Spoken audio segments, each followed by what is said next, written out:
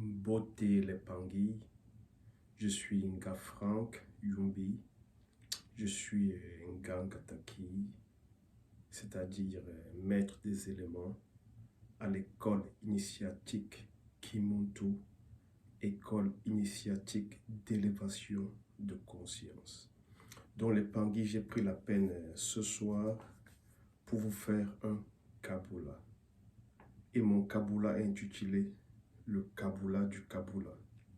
Ouais, je vois le titre peut être amusant, mais en fait, j'aimerais vous parler du Kabula, de l'importance du Kabula dans la tradition, parce que je peux imaginer que c'est pas facile pour certains de faire des enregistrements comme je le fais, ou alors de parler, ou même de faire des audios, ou alors quand notre tout en ligne, d'intervenir parce que j'étais dans cette situation, je la connais très bien.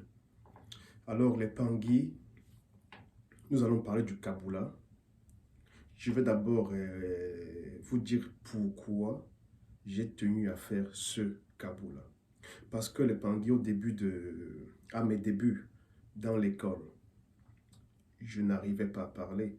Pendant les initiations, tout le monde disait, bon, quels sont ceux qui ont des questions? J'avais beaucoup de questions, mais les poser, c'était pas facile, je ne pouvais pas les poser. Donc, je n'arrivais pas à les poser, je voulais bien, mais je n'arrivais pas, je n'avais pas la force.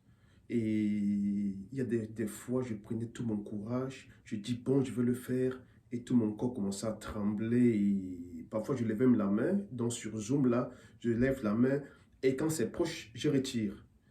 Donc, une fois, encore, je me souviens très bien, pendant que je discutais avec tout moi, je lui ai dit, mais tout moi, mais ça ne va pas là, je n'arrive pas à parler comme les autres.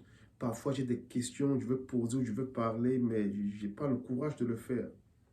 Alors, il m'a dit, ne t'en fais pas, ça viendra. Non, mais je crois, ça fait environ 3 ans ou plus, hein, maintenant. Non, disons 3 ans qu'il me l'a dit. Et vous avez remarqué, ce n'est que cette année que je fais des Kabula. Donc, il ne faut pas qu'on se décourage. Il ne faut pas qu'on se décourage. Il faut garder confiance. Il faut garder la foi, le kiminu. Dans les Pangui, pourquoi c'est important de faire le Kabula? Bon, en Kikongo, Kabula veut dire partage, c'est-à-dire les connaissances qu'on acquiert, l'expérience acquérie doit être partagée. Elle doit être partagée parce que nous sommes interconnectés. Nous vivons parfois des expériences complémentaires. Donc, l'expérience que je vis peut être la solution pour le problème de l'autre. Ça peut être le complément pour l'expérience de l'autre. Ça permet à l'autre de comprendre qu'il ou elle n'est pas seul dans la situation. Ça permet à l'autre de comprendre qu'il y a espoir, qu'on va s'en sortir. Donc ça, comme tout le monde dit, le Kabula guérit. En fait, c'est quoi le Kabula? En dehors de dire, c'est le partage, bien sûr c'est le partage, mais nous savons bien que derrière tout mot, il y a une conscience. Derrière un mot, il y a une énergie. C'est quoi le Kabula? Donc je vais dire, je vais vous expliquer selon ma perception du mot Kabula. Bon, le K, nous le savons, que toute chose est faite d'une particule et d'une antiparticule. C'est-à-dire que même l'univers dans lequel nous vivons est fait de particules et d'antiparticules. Chaque particule a son antiparticule, chaque antiparticule a sa particule. Donc, nous savons que nous vivons dans l'univers ici, actuel, que nous appelons Konzo. Je ne vais pas entrer trop dans les détails pour les nouveaux, mais bon, comprenons que cet univers-ci s'appelle Konzo, qui est une particule. Et cet univers a son antiparticule, qui s'appelle Kandu. Bon, dans Konzo, nous, dans le corps que vous voyez devant vous, celui que vous appelez Pangui, Nga, Frank Yumbi, c'est une particule que nous appelons le Ku, K-U, Ku. Bon, De l'autre côté, il y a dans l'univers antiparticule. Dans l'école, nous l'appelons cet univers Kandu. Il y a celui que vous appelez Nga Frank Yumbi, qui est de l'autre côté, et lui, c'est le K, Ka. Donc, ici, il y a le Ku, de l'autre côté, il y a le K. Et le but de la tradition, notre but là, sur Terre, c'est de pouvoir faire un kisalu, un travail, enfin de faire une transition, enfin de quitter cet état. La transition, après avoir fait le kisalu, l'énergie du coup, donc l'énergie de la particule, ira rejoindre l'énergie de l'antiparticule, le K. Donc le coup na, K, na qui veut dire liaison, union, liaison, le 8 que nous connaissons tous. Donc le coup na, K. Donc le coup, la particule qui se joint à l'antiparticule. Donc, dans le mot Kabbalah, nous verrons le K. Donc, ça vous faut comprendre que le K, c'est l'antiparticule. En fait, pour vous dire encore, quand nous fermons nos yeux, le cou ne voit plus, donc le corps physique ne voit plus rien. Mais pourtant, nous vivons des choses à l'intérieur. Donc, nous savons que de l'autre côté, le K est activé parce que c'est le K qui voit, c'est le K qui voyage, qui nous connecte à des univers. Parce que le K, c'est lui le big boss en fait. C'est lui qui dirige le coup. Donc, le K, je l'ai expliqué. Bon. Le bout, c'est-à-dire, le bout, c'est l'énergie de Kandu. Donc, j'ai dit, Kandu, c'est l'univers antiparticule. Dans cet univers, il y a une énergie. Comme ici, nous sommes dans le Za, et dans le Za, il y a une énergie que nous appelons le Mba. Bon, dans Kandu, il y a une énergie que nous appelons le bout. Donc le bout, c'est l'énergie de Kandu. L'énergie de l'antiparticule, c'est le bout. Et le La, c'est la connaissance profonde. Donc, c'est pas la connaissance. Non, c'est pas la connaissance. C'est-à-dire, c'est une connaissance profonde, une connaissance qui a été incarnée, une connaissance en profondeur. C'est-à-dire, on connaît tous les côtés de la connaissance, le côté matique, le côté isphétique. On a expérimenté le tout. C'est ça le La, la connaissance profonde. Donc, on dit, on va faire un Kabbalah, c'est-à-dire, on va partager la connaissance, donc l'énergie, la connaissance de l'énergie du cas. Donc, je reprends encore. Faire un Kabbalah, c'est en fait partager la connaissance acquise par le cas, donc la connaissance de l'énergie du cas. Parce que quand on vit des choses, que ce soit en pensée, puisque nous savons bien que nos pensées viennent d'ailleurs, parce qu'un Muntu ne pense pas. Que ce soit en pensée, que ce soit n'importe comment, l'expérience acquise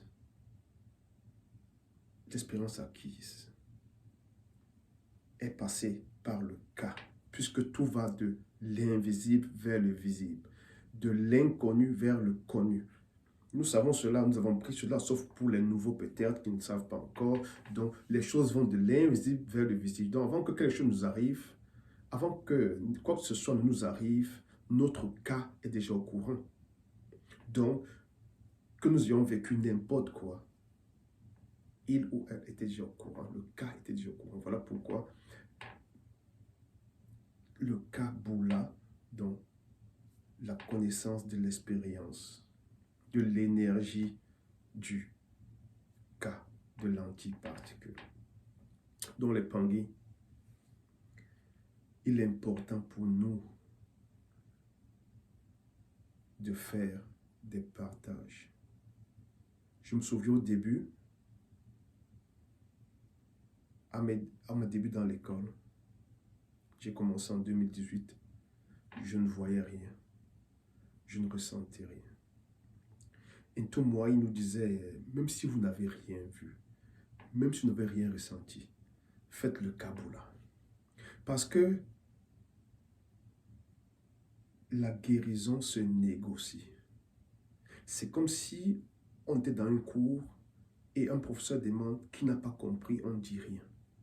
Ça veut dire qu'on ne peut pas nous expliquer parce qu'on s'est dit, tu as compris. Donc pourquoi t'expliquer encore des choses? Pourquoi prendre la peine pour t'expliquer quelque chose? Puisque la question a été posée, qui a compris? Tu n'as pas répondu ou je n'ai pas répondu. Donc, les guides, comment est-ce que les guides vont nous approcher si on ne leur dit pas qu'on n'a pas compris? Si on ne leur dit pas, écoutez les guides, les panguis, je ne vous vois pas. Vous étiez là, j'ai appris par les autres que vous étiez là, mais moi je ne vous ai pas vu. Je ne vous ai pas ressenti, je ne vous ai pas écouté. Il est temps, les panguis, que nous apprenions à négocier notre relation avec les guides par les Kabbalah. Donc pendant une initiation, c'est-à-dire que ce soit sur YouTube, que tout le monde nous parle sur YouTube, ou alors un livre que nous avons lu, des cours et tout, faisons des Kabbalah, partageons. Qu'est-ce que le cas a vécu? Qu'est-ce que le cas a appris? Qu'est-ce que le cas n'a pas appris? En disant, les Pangui, j'ai lu le livre ou j'ai écouté tout, je n'ai rien compris. Il y aura toujours quelques Pangui qui feront l'effort de vous dire, expliquer ce que c'est. Ou alors, les consciences vont se retourner. Ah, mais écoutez, il y a un Pangui qui n'a rien compris. Comment on peut faire pour que le Pangui comprenne? Alors, les consciences vont mettre l'énergie de la compréhension en marche pour le Pangui, parce que le Pangui a, avec Zola, su dire « je n'ai pas compris ». On est là pour comprendre, on est là pour apprendre. La Terre est une planète école. Dans les Pangui, moi, mon expérience à moi, je ne parlais pas.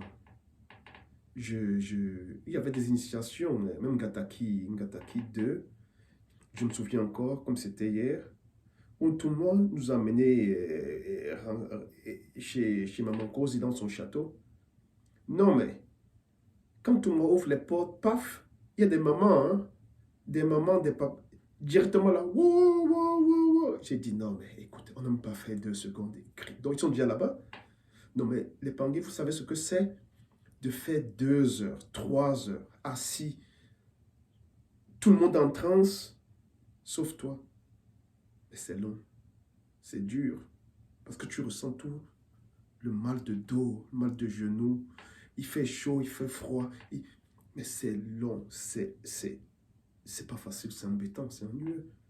Mais je sais ce que c'est parce que je suis passé par là. Donc, jusqu'en Gataki 4, je ne voyais rien. Je ne ressentais... Il avait parfois que je ressente. Parfois, mais c'était pas évident. La seule chose que je savais, c'est que quand on me disait parfois, bon, là maintenant, vous êtes le château de Mankosi, vous êtes à ce pied, soumettez vos doléances. Bon, là, je me dis, écoute, si tout le monde dit qu'on est dans le château, il ne faut pas blaguer. C'est qu'on est dans le château, c'est tout. Et là, je soumettais mes doléances. Donc, c'est comme ça que j'ai fonctionné, quoi. J'ai dit, ah, s'il a dit qu'on est là, je soumets mes doléances, c'est tout, hein. Oui. Et ça marchait. Et j'ai dit, mais ça a marché. J'ai dit, mais ça alors? Mais oui, ça marchait. Donc, on n'a pas besoin de voir.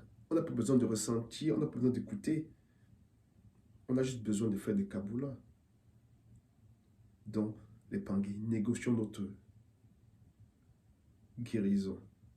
Négocions notre relation avec les guides.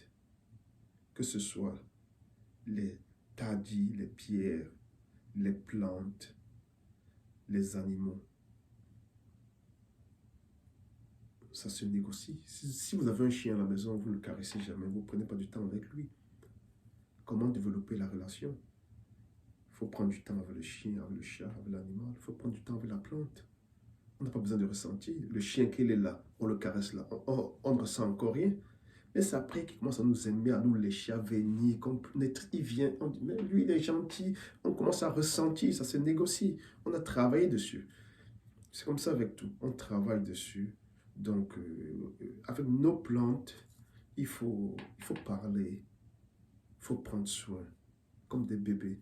Avec nos pierres, il faut prendre soin. Il faut leur parler. Avec le feu, il faut parler. Avec la terre, il faut parler. Avec l'air, il faut parler. Avec l'eau, il faut parler. Il faut négocier. Il faut que nous devenions des négociateurs multidimensionnels, comme tout le monde le dit. Apprenons à négocier, apprenons à faire des kaboulas. Négocions la guérison des Pangui. Donc, c'est ce que je voulais vous partager aujourd'hui. Matondo et à très bientôt. Beaucoup de joie à vous.